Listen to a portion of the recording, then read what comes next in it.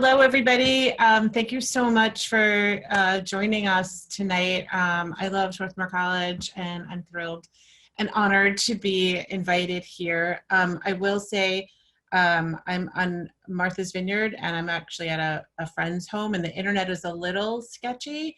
So if I freeze up too much, I might just stop the video, but I'll still be here. I'll still be here with you, and you are Swatties, so you have imagination, and this is what I look like. So I just want to thank Ayana and Lisa for doing so much work to put this together. I love seeing you young people doing such good work, and I'm so proud of you, and so happy to be here. So I thought I would talk first about how the film came to be, and then what it was like to be with the congressman, but also about what I saw as the resonance of the film for where we are today. So, and then I know Ayana has some questions, but really would love for this to be an interactive, engaging kind of conversation. But before I get started, I will say that I am about to send my son, Eli, he's Swarthmore class of 2024, joining in a very strange time, but thrilled to be joining nonetheless. So yeah, it's exciting. So we just got I just paid the first tuition, so it's real. He's really going. So exciting. You'll love it. I hope so. I hope so. So he was really thrilled. I have just finished a series called Bobby Kennedy for President. It was a 4-part series for Netflix, and it really was about Bobby Kennedy's evolution into the civil rights kind of activist and warrior that he became. And one of the things I had discussed with Netflix, and actually what I pitched to them, is the discussion about how so many Black Kennedy. So it's really part of the story that I was really interested in, is how he changed. How does a leader change and evolve? And what influences him to change? And that's actually a theme I feel like I've been discussing in a lot of my work, is what, so many of us care deeply about issues, but that doesn't mean we kind of leave our sofas and go out on the front lines. And what is it that inspires people to actually leave the comfort of their lives and go out and work on behalf of others? So in researching the Bobby Kennedy story, we interviewed Congressman Lewis, and he told us the story that he had, as a very young man, volunteered for Bobby Kennedy's 1968 campaign. And one of the things that he did is he organized a rally in Indianapolis for Bobby Kennedy to speak to an African-American audience. It was also the night that Reverend Dr. Martin Luther King Jr. was murdered. And so Bobby Kennedy became the person who told that audience that Dr. King had died. And you can hear the audio, you can hear Bobby Kennedy saying, "Do they know?" And his aides saying no. So a number of Kennedy's aides said it would be too dangerous for him to speak, that there would be rioting and it would be dangerous. And a very young John Lewis said, "You must speak to them. You must tell them that they are heard, that their frustration is real." And so Bobby Kennedy did speak that night, and it's well regarded as one of his most emotional, one of his best speeches. It's thought of as the only time that in a public rally that he spoke about his brother's death, which had catapulted him into a deep depression. And one of the things that I was really moved by was Indianapolis is one of the only cities that did not burn that night. And I think that it was really John Lewis's influence on Bobby Kennedy saying, advising him to speak to the crowd that contributed to that result. So when I heard that story from John Lewis, I realized it was a story I'd never heard. I didn't realize how deeply he was involved with Kennedy. I hadn't read his book at that point. And I thought that there are so many more stories that the congressman would have to share. And I was interested in that. So fast forward, we released the Bobby Kennedy series, and CNN came to me and asked if I would be interested in a film about John Lewis. And I said yes. And of course, just because he's who he is, but also because it was a rare opportunity as a filmmaker to do a film that dealt with the same subject, but with a different lens. So I had watched all of the civil rights archives and archives about Bobby Kennedy. And so I was watching that same time period, but now it was like through the eyes of John Lewis rather than through the eyes of a white senator with a lot of money.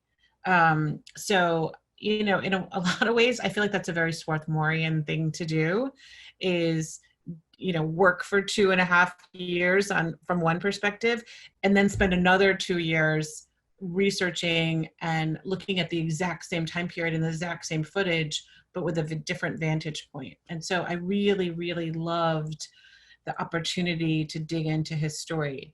I, with every film that I do, I try and have an animating principle, a through line question. And I think that that's particularly important when you're doing films about big characters, about people who are well known, because there's so many different directions that you could go in discussing their lives that you have to pick a through line. You have to pick, kind of the touchstone that you want to explore. And with John Lewis, it really was this question of what was his inspiration and how he came to believe so deeply in something that he did not see. When we say a child is someone's the child of sharecroppers, I don't know that we pause enough to think about what that means. These were really subsistence farmers who were living in very, very circumstances where labor of all the children came from very large family was needed to farm, to provide food and to provide housing for the family. And so when John Lewis talks about how his family, where they grew up and what they did, and that he ran away, he would wait for the school bus during farming season. His parents needed all of the kids to pick vegetables, pick cotton too. And John Lewis really wanted to go to school, and he would hide underneath his porch and wait for the school bus and then run to it. And I just thought, like, that's one generation away where someone is really, really trying so deeply and so, with so much passion to go to school, and school really influenced him. What we set about to do, one of my kind of goals was to bring him into the present. Many people know about the congressman and his civil rights activity. We know about him on the bridge, or maybe that he was involved in the freedom rides. Very few people have really focused on the fact that he was the youngest speaker at the March on Washington. And so revisiting that footage with him really allowed me to kind of revisit his history, but then to think about how all of those early experiences allowed him to become the congressman and the person that he was as a legislator. So that is kind of how I came to let's go back and forth in time and tell his story, not in a linear way, but let's match up those iconic moments with his present day work, which is really so broad and so vast. John Lewis was a true progressive. So he was for, climate change legislation, for LGBTQ rights. He always mentioned LGBTQ rights.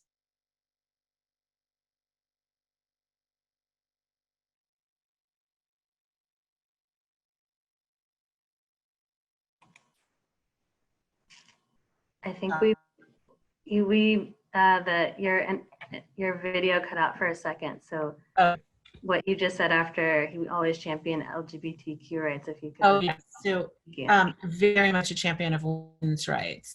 He marched at during the Women's March. So I wanted to broaden the knowledge, understanding of a congressman's work and his life. So we filmed for a year.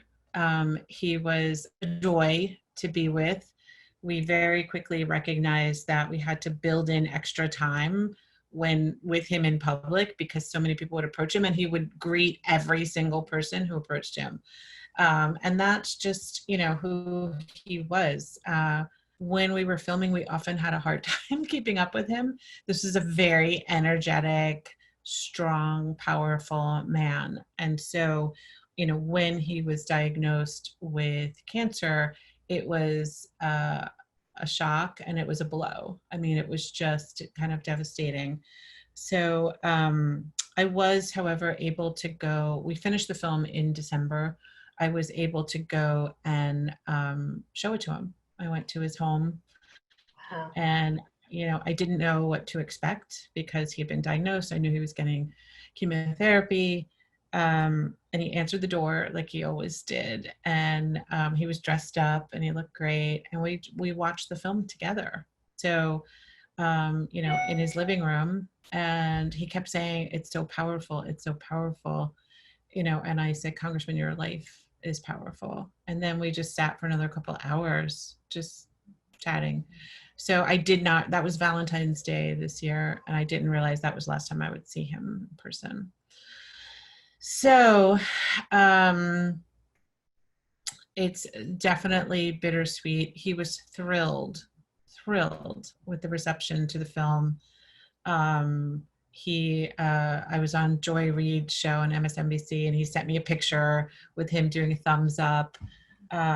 He just was marvelously thrilled. So it was definitely, one of the joys of my life to do this project and spend so much time with him.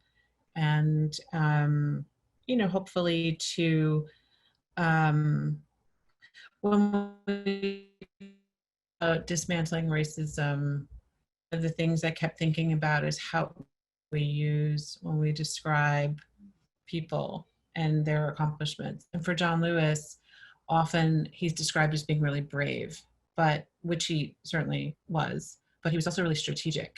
And I really wanted people to focus on his intelligence. You don't, help to desegregate Nashville, which had been segregated for 100 years, without having a strategy. They did not just appear on that bridge. There was a lot of planning and effort, and John Lewis was certainly part of that planning. So, those are some of the things I think about as a filmmaker. And when, there's a large conversation happening about who should tell a story, who's privileged to tell a story.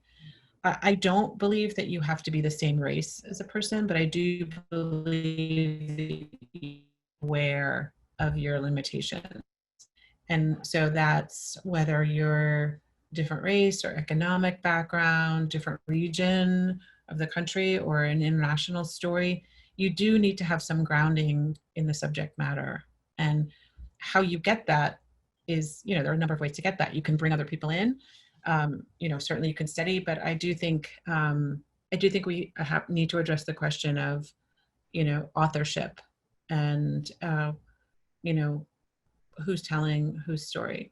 So I think I'll leave it there.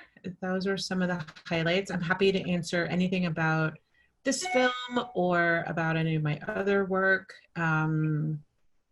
So that's all.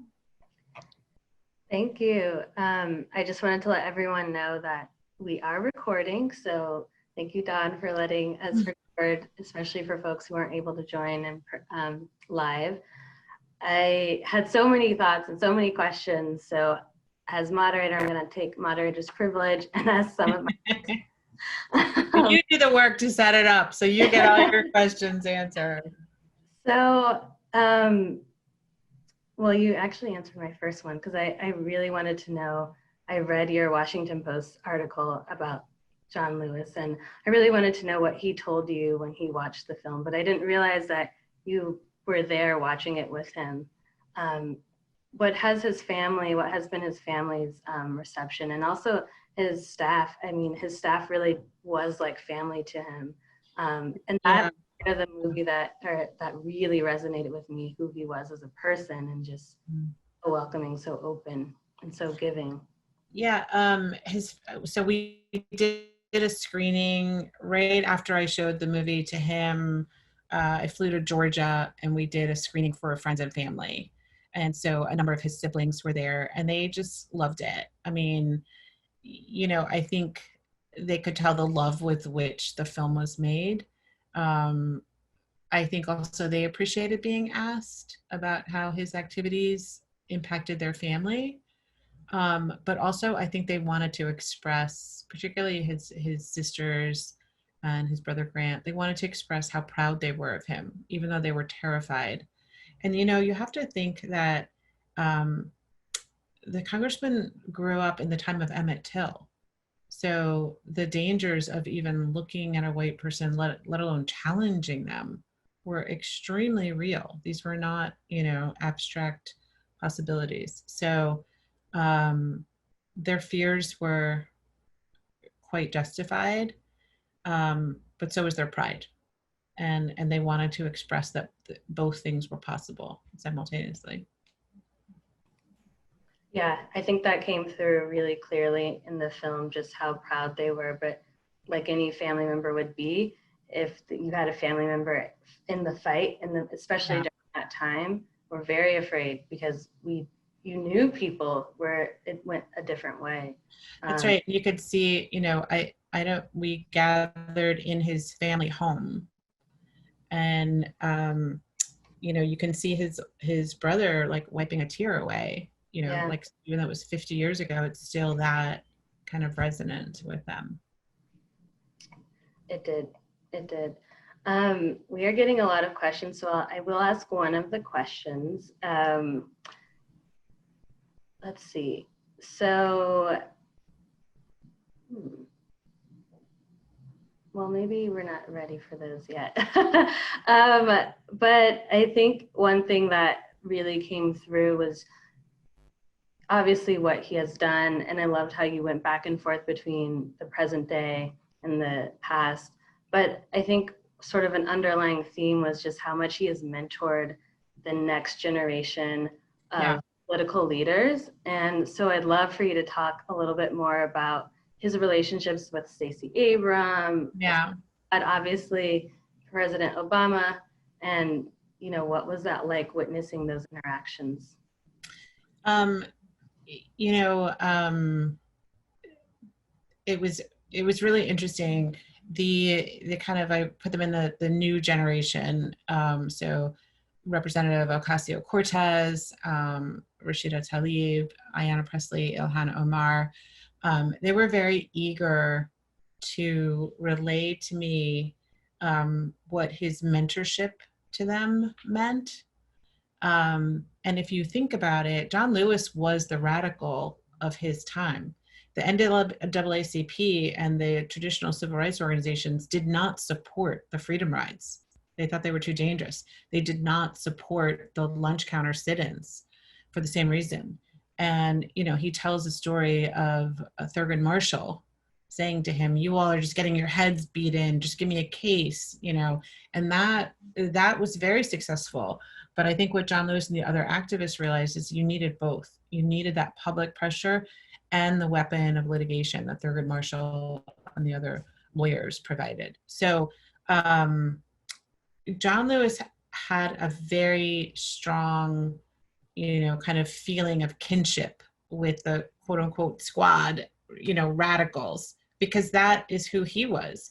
But he also had the experience of coming from the outside and then moving to be a legislator. So they're different roles, right? When you're the outside agitator, you're knocking on the door and demanding change. When you're the legislator, there's some knocking and pushing, but there's also some compromise that you have to do in order to get anything done. You are now have the ability to write the laws. And so Right. he went to each of them and invited them for lunch and had those conversations about how their role was going to shift, because he had been through that very transition himself. And I think that's why they all wanted to express, how important his leadership was to them. And particularly Ayanna Pressley, I really was moved by her kind of testimony, you know. But all of them. And then, when I think of Ilhan Omar saying, this country had a hard time loving like people like John Lewis, but he loved it, But he loves it anyways. Yep. he loved it anyway. And that really Yeah. encapsulates who he was. That was the type of love and type of, nonviolent commitment to nonviolence that he was after. So. Yeah, I think that's exactly true. And that was something I wanted to ask you about, sort of his commitment to nonviolence, especially sort of juxtaposed to the protests now, and how a number of people feel that those are more radical and not as nonviolent. But one thing I've always felt is during John Lewis's time, what he was doing was also seen as very radical. That's exactly right. I mean, people seem to forget that. Mm-hmm. Yeah. I think, it's not an accident that he chose his last kind of public picture to be at the Black art installation in Washington, D.C.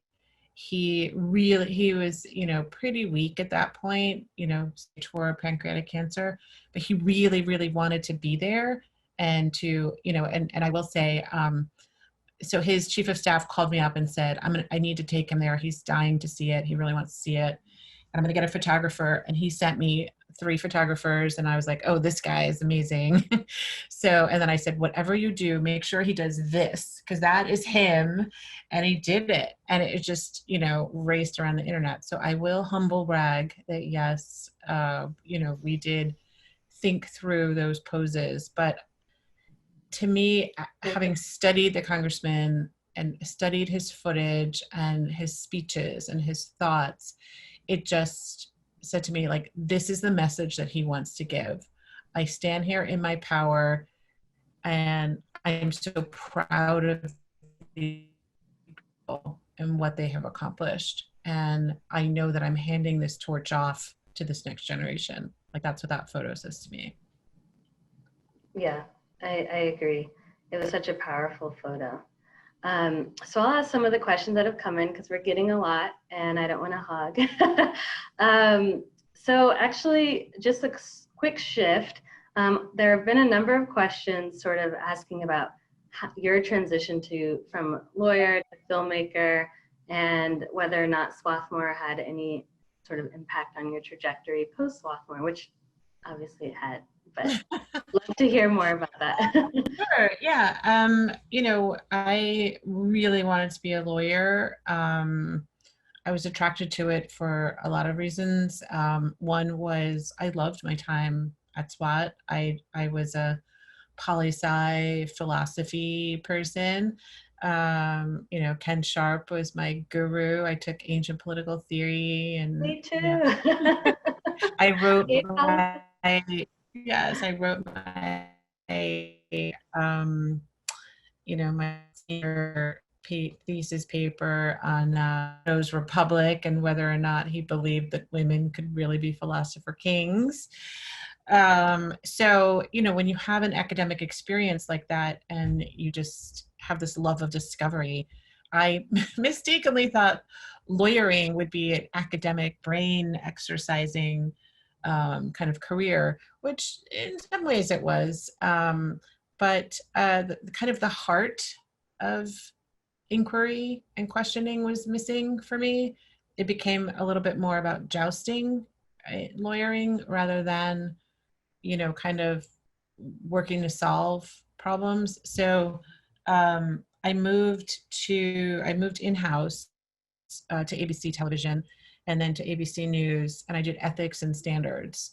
And the way that my boss had organized that job was for news reporters to ask not whether they legally could do something, but whether they ethically should do it. And that to me was a direct relationship to my time at SWAT, where I was feeling like I was really studying how people make ethical decisions and really ask the hard questions about what we should do as good citizens. So, I did that for a number of years. I had both my kids.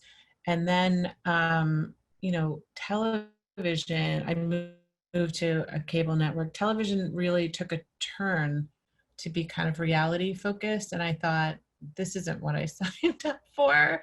And I also thought I wasn't seeing a lot of people who look like me telling stories about people who look like me. And so, kind of with, if no one's going to hire you to do it, you do it yourself, which I think is also a very Swarthmorean thing to do. You just like, I don't care if no one thinks I can do it. I'm just going to figure it out. So, I spent a year kind of going to conferences and studying what was being, funded and what kinds of films. And I thought that I could do it. And I got a big grant from the Ford Foundation, and that's how I did my first film.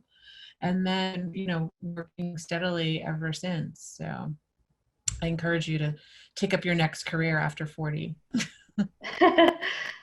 Good tips to know. Thank you. Yeah, that's so interesting how your career evolved, but the seeds were always there all along. Yeah, I think you just have to listen to them, so. Yeah, exactly.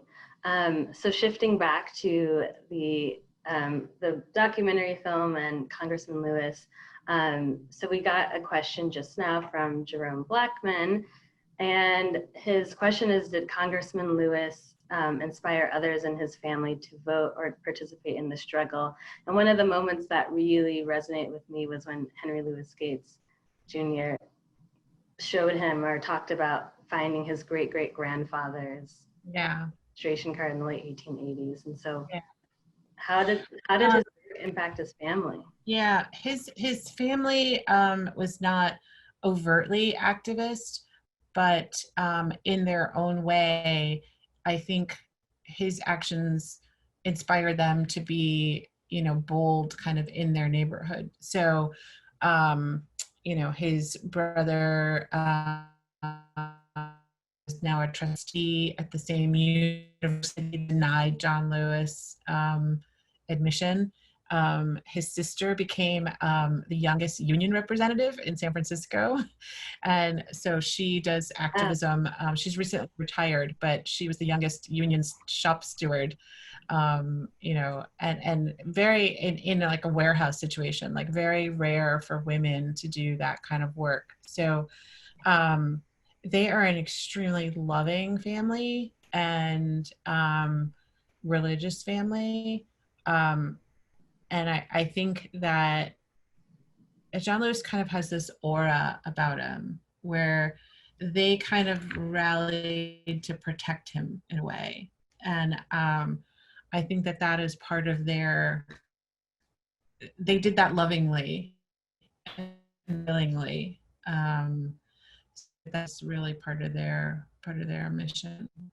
Hi, Jerome. Great. So we had, let's see.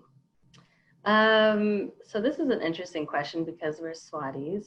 So did John Lewis speak about Quaker teachings or have influence from Quakers in his studies on nonviolence philosophy? We also got emailed a question similar, wondering if John Lewis ever discussed Gandhi's impact on nonviolent protests in the US through the lens of Martin Luther King. Yeah.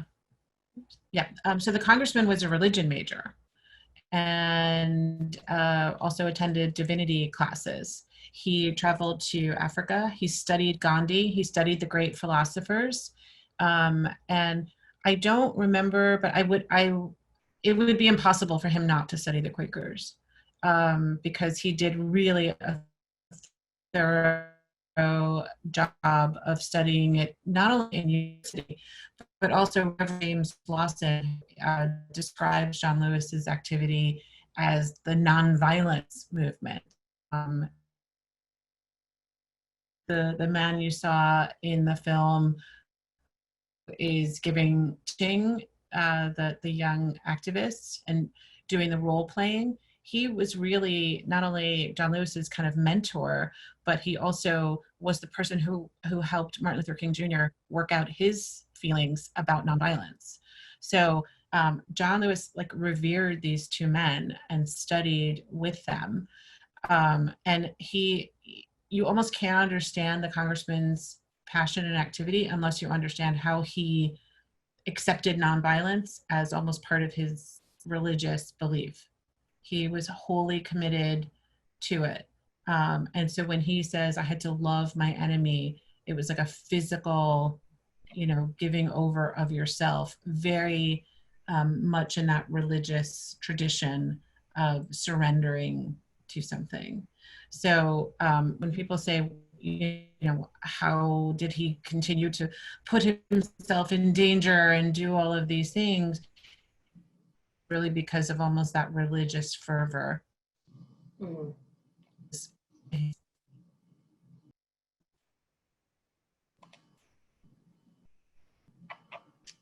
I think you stopped talking, so I'm going to ask another question. It cut out for a second.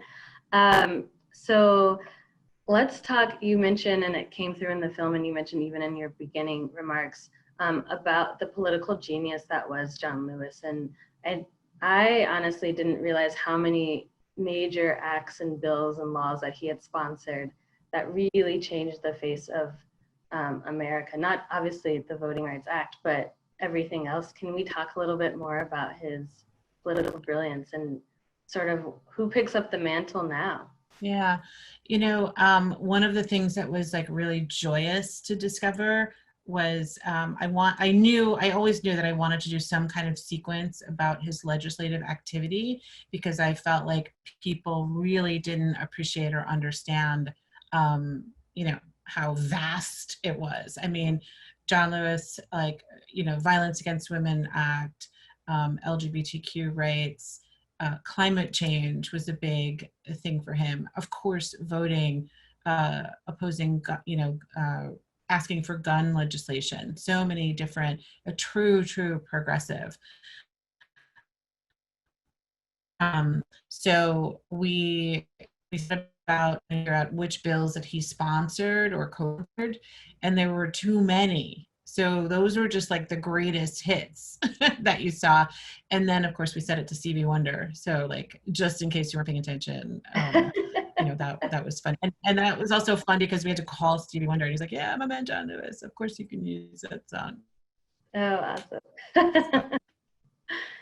Yeah, just so much. And I think that's one thing that was fun. Yeah. Let's see, you've got a bunch of questions, of course. So you mentioned that John Lewis studied in Africa. So I'm going to ask this question that just came in from John Boyer. So to what extent did John Lewis work with Ron Dellums and the Congressional Black Caucus to pass economic sanctions against the apartheid regime in South Africa? I'm not exactly sure, but that would, my guess would be that would be something that would be absolutely in his wheelhouse. He had traveled to Africa. I believe he had traveled to South Africa. He was deeply concerned about international human rights and the causes of not just Black people but any under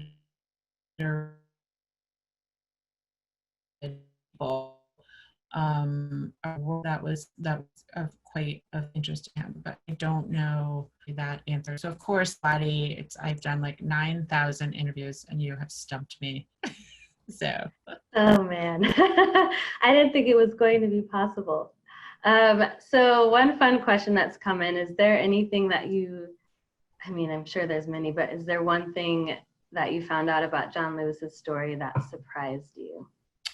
I think the Julian Bond footage was a real surprise. It wasn't something that I remembered, and having the footage of Bryant Gumbel putting the two men next to each other and having them both be really uncomfortable and having John Lewis have to face, kind of the decision that he made. Like that is why I love documentary, because it's so surprising. You can find these little clues to who people are. And, I think also when we talk about how we describe Black leaders, like too often we deify them, right? We make them into these impossible superhumans. And he was just really an ordinary man with a very strong will and determination and, work ethic and ability to kind of see the long game. So he was also really competitive. I mean, he wanted to win. And so you can judge his decisions in that circumstance. But then, the second question is, to what extent are we part of that? Because we all revere his leadership and his existence in Congress. Mm-hmm. I guess the question is, what does it take to win? So had he not done that, he might not have had the legislative career that he had. So I felt like it was just kind of one of those open-ended questions that doesn't require an answer. It's just, I just kind of put it out there for thought. But that was that. What? Yeah, things you didn't see. Mr. Lewis is a very fun person with a great sense of humor. So there were a couple little nods. Like he loved, like if he had an opening for a joke, like it's kind of like a tennis smash. He loved to like volley it back. But you always look around and make sure, like, did you get that? Like that was really funny. He was like down for anything. Like I would say, can I come to your house at 8 a.m.? And he would say, mm-hmm. And I would say, like, can we go to Troy, Alabama? And he would say, mm-hmm. So he was just really fun to be around. And no matter what, like dressed up, and he loved to go to Costco, which is like one of my favorite John Lewis fun facts. Like he would be like, there's some muffins here for you all. There's, and he liked Harris Teeter in Washington, D.C. So I have a lot of people who've had sightings of the congressman shopping in Harris Teeter. I never saw him at Harris Teeter. But I did see him actually at a Black Lives Matter march in like 2016. He just came out of Congress and met up with folks and as we were walking back down Constitution Avenue, which was probably a highlight of my DC time. I did an interview with a young woman who was part of the group organizing the Women's March. And she said, before they had done the Women's March, she said, we were just a ragtag group of people. And we told, all the members of Congress that we were going to walk from New York City to Washington, D.C. And she said, when they arrived, the only person there to meet them was John Lewis, clapping for them and greeting them. Oh, yeah. And it wasn't a moment for the cameras. It was because he wanted to tell them he was so proud of them.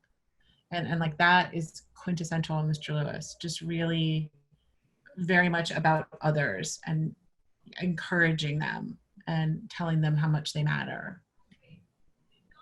Even in his last words to us publicly, he did that. Yeah.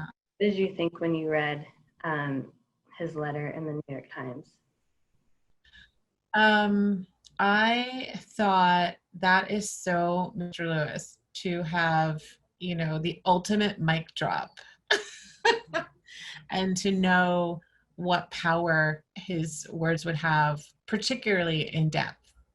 That he said the same things that he has been saying all of his life, but the man knew how to capture an audience, and he had us all, right? Because and so to have the fortitude to really face death that way. And I know also that he planned many moments of his service. So it was the first time I smiled, like after his death, because it just was like him, one last, kind of captivating moment. So I actually found it really comforting, like when you think like he's still here. Right. Oh yeah. I just read it. Yeah, and it made me empowered more. And actually, and it prepared me to be prepared for today. You know, that yes, he has left, and yes, a number of our civil rights icons who I think of as our other founding fathers of this country, really helping to drive it forward, to make America that more perfect union. And it really was sort of that like those marching orders. And so was his talk with President Obama, and some of the young Yeah, leaders. That was also, I mean, to yeah, yourself even in your last moments. It's a true civil servant, a true servant. exactly.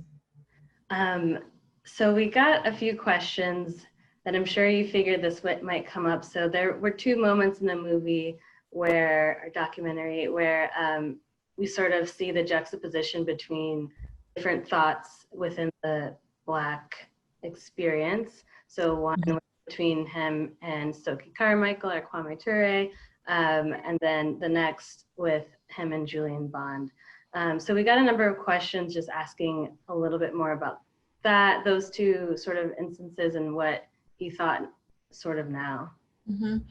I mean, he recognized that there was room for difference of opinion within the movement.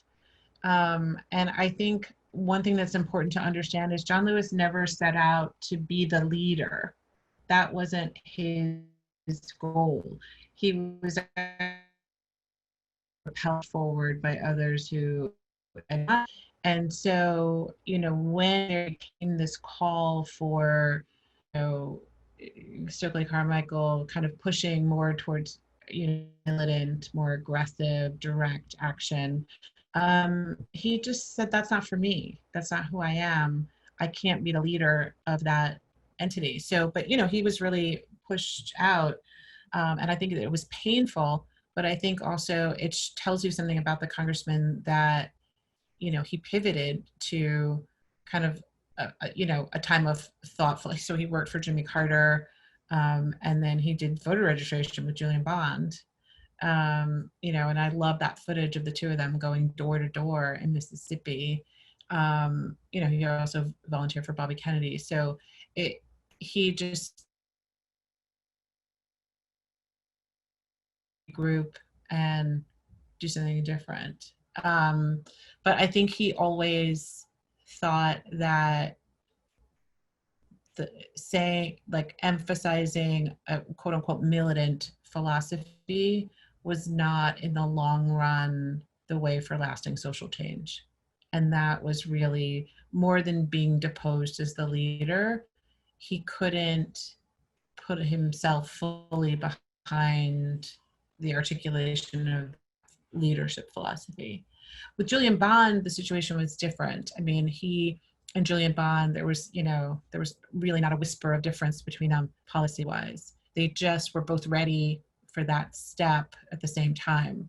And so there you see more of the politician tactician in John Lewis, understanding that if he challenged, Julian Bond to take a drug test, that would be problematic for Julian Bond. And so, it did cause a rift between them, which they were able to come together about it. I asked him about that 9 ways till Mm-hmm. Sunday. Yeah. He said, well, Julie and I were great friends, and that was a difficult race. And it's kind of like asking your parents or your grandparents something, and they're Right. not going to answer. So Right. I was like, the footage is going to have to speak for itself. So I kind of let Bryant Gumbel do the answering with the footage. And Mm-hmm. to his credit, I sat there next to him while he watched that section, and he just watched it. Right. It's the past. And it It's the happened. past. Right. Um, one question that we got that I thought was interesting, I'm sorry, I don't know who it's from, but folks wanted to hear how he felt about representing the city of Atlanta.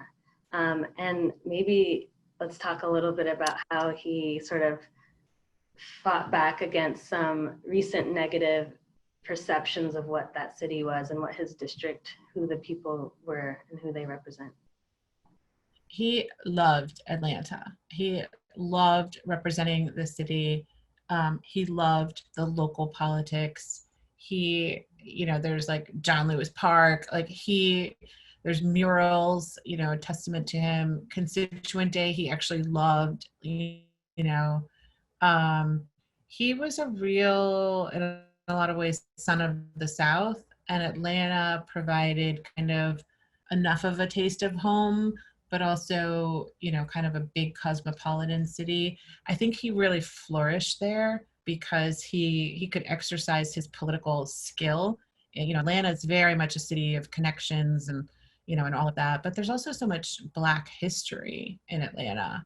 And so I think he really flourished there. I think he really, really, I know when we would ask to film, like when he would say, well, I'll be home, he meant Atlanta, you know, um, even though he loved Troy and he loved being there, but home was really, and these recent years, Atlanta. So I think he was very proud of the politicians that had come out of the area, and he really, the city kind of bore his stamp. You know,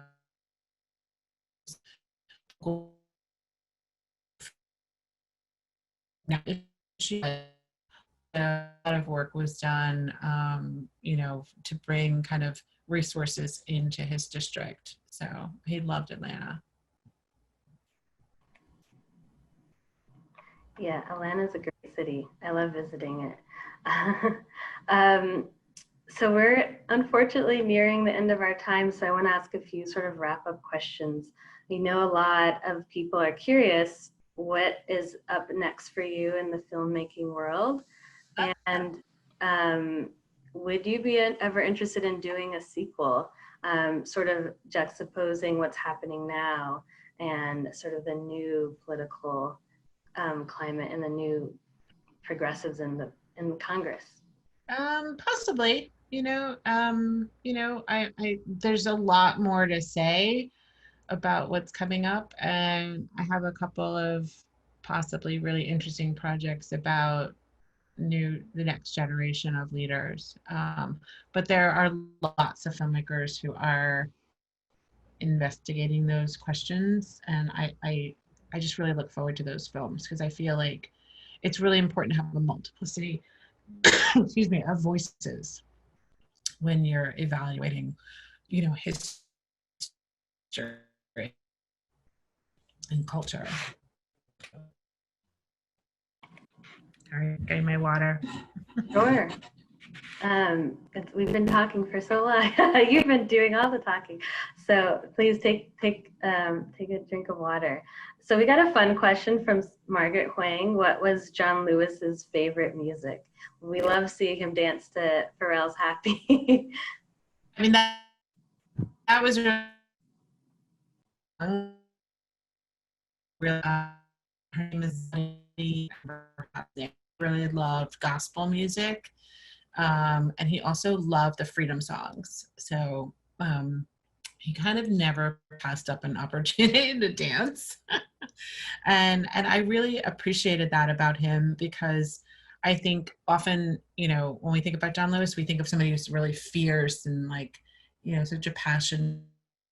But he was also just a very regular person. He liked sweets and he liked dance and he loved art. I mean, he was a director of art. And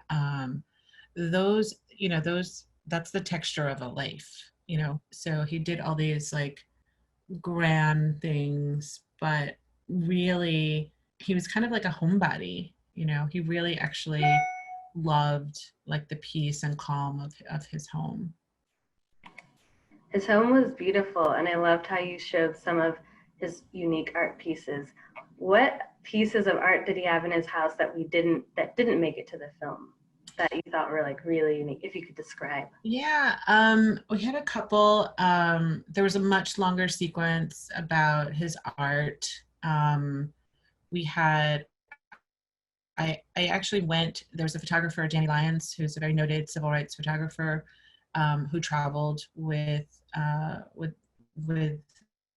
Mr. Lewis extensively, and we went to Dandelion's home and saw some of his prints. It didn't quite fit, into the movie.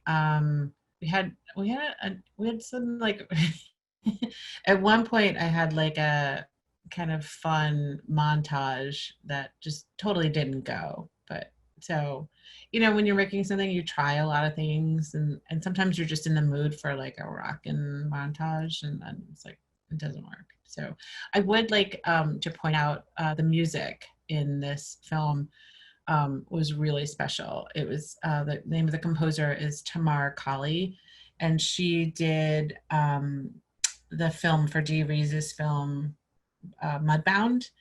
And I asked her to write a modern spiritual because I thought John Lewis loved the spirituals and is so connected to the land and to Black culture. Right. And so Tamar Kali is African American woman with Gullah Geechee roots, and she really she just responded to him as a person and to his connection to the land. Right. And she not only composed all of the songs except for the few popular songs that you hear, but she also used folk music. So she's like, "Oh, you need a field holler," and I was like, "Yes, I need a field." I didn't know what a field holler was. But I was like, "Yes." And then she reinterpreted it. She sang it with some other musicians. So there just was a lot of like lovely artistic expression. So this film was really a joy to make. Well, it was a beautiful film, and I'm just going to keep watching it over and over and pick up something different each time. And you can tell just how much work you and your whole team put into it. I know we're at 9, and I know we've taken up so much of your time. And I did have one quick question. How did you meet Erica Alexander, and how did you guys work together on the film? Erica and her producing partner. So Erica was like a congressional surrogate, and she campaigned with Congressman Lewis in 2016. So she had a relationship with his office, and they were thinking about a documentary, and they asked her to help. And so she literally just called me out of the blue and said, I'm thinking about this documentary on John Lewis. And at that point, CNN had already approached me and said, did I want to do this? So I said, well, I'm already working on one. Do you want to do it together? And so that's how we met. And we just clicked and hit it off right away.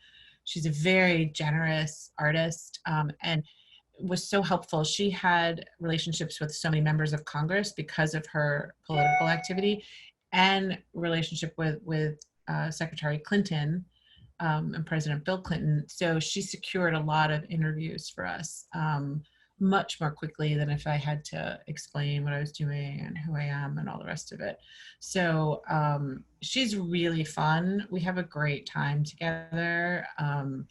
We traveled a lot together, and just she's one of my favorite people. Like, I love her. She's Oh, that's so exciting. Yeah, and that's she's so been neat. like working her heart out for this movie. So Oh, great. Well, we're sort of at time. I don't know if you had any last thoughts you wanted to give to the audience, and then we will end. It's been such well, first of all, thanks for a great time. The time just flew by. But I know that the congressman, particularly in his last days, was just so moved by seeing so many people in all 50 states and around the world take to the streets and express their outrage at injustice.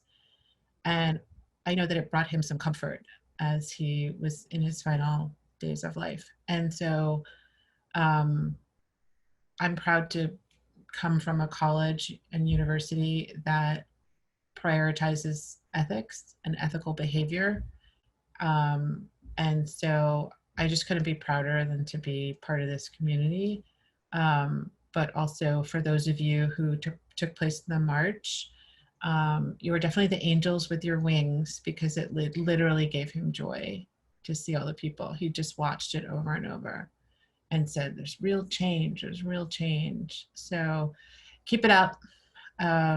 These are difficult times, but we're resilient people, aren't we? So We are. We are. Well, thank you so much, Dawn. It's been a pleasure talking with you and getting to meet you. And now I have to watch the rest of your films because they're all so great. But thank you, everyone who is out there in the internet world. Thanks for joining us. We are very excited that we were able to pull this together and be able to do this as a Swarthmore alumni community, and shine a light on your work and, of course, on Congressman Lewis. So thank you so much. Oh, I did also want to mention, we have Sure. a very robust voter campaign attached to the film. So if you haven't seen the film, you can see it on Amazon or iTunes. Those are probably the easiest platforms.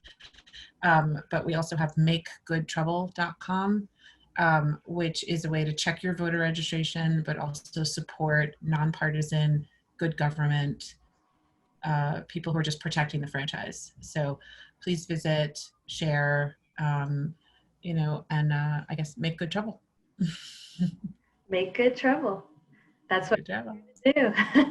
Thank you so much. And everyone, please go check that out because voter suppression is real. We need to protect voting rights, and we all have a duty to play in that space, I think.